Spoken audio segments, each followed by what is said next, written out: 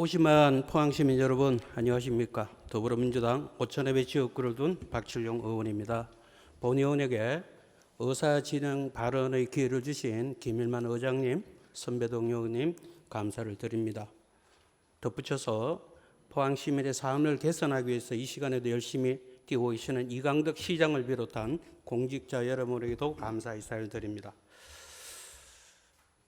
본 의원이 포항시 의회 소속이면서 이 자리에서 의회의 잘못된 문제를 지적하고자 하는 제 마음도 대단히 무겁습니다. 그러나 한 번은 겪어야 될 일이기 때문에 동료 여러분들의 양해가 있으시면 양해를 부탁을 드리겠습니다. 포항시 의회가 올해 9대째를 맞이하고 후반기가 도래했고 의장단을 구성했고 상임위원장 선출하셨고 9월에 각 상임위원회에서 여러 가지 동의안들을 동의하고 부결하고 수정 동의안을 만드는 절차를 거쳤습니다. 그런데 그러한 절차를 거치면서 문제점이 많이 발생을 했습니다. 그동안 9대까지 오면서 의회에서 부지불식 몰랐던 관행으로 인정했던 그러한 부분들이 지금에 와서 커다란 문제점을 야기하고 있었기 때문에 불가피하게 말씀을 드리고자 하는 겁니다. 7월에 의장단을 구성을 하셨고 상임위 의장을 선출을 하셨습니다. 그 이후에 의회에는 전문위원회라는 직책이 있습니다. 행정안전부에서 지정을 해줍니다. 포항시에는 전문위원이 자치행정위원회 5급 1명, 6급 1명, 경제복지는 5급 각 1명, 건설에는 5급 1명, 6급 1명, 운영위원회는 6급 1명, 그래서 7명의 운영 전문위원이 필요합니다. 그런데 집행부와 인사마찰로 인해서 포항시 의회가 인사를 하면서 그러한 문제점들을 간과했던 문제가 이번 회기에서 발생을 했습니다. 몇 가지 말씀을 드리겠습니다. 전문위원 부재 상태입니다.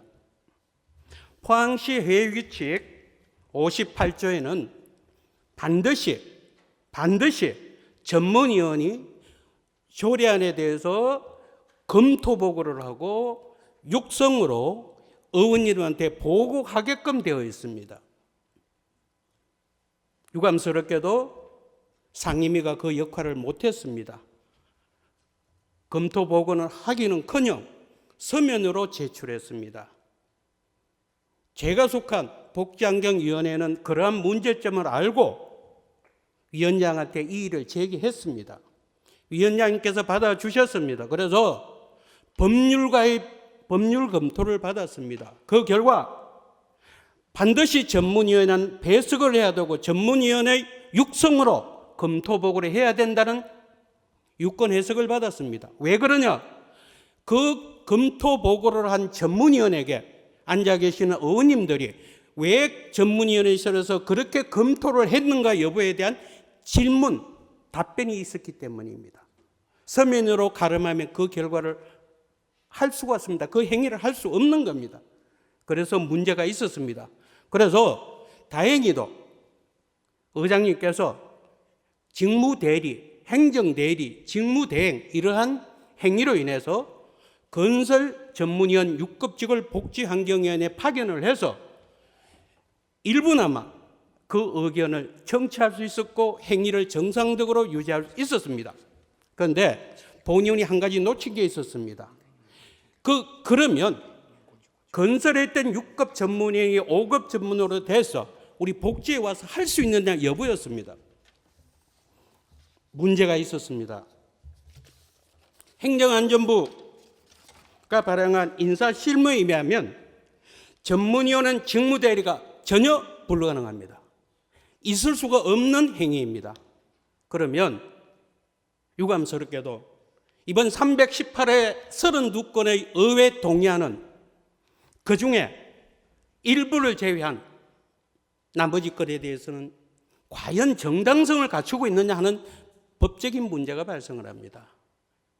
의회가 어떤 자리입니까?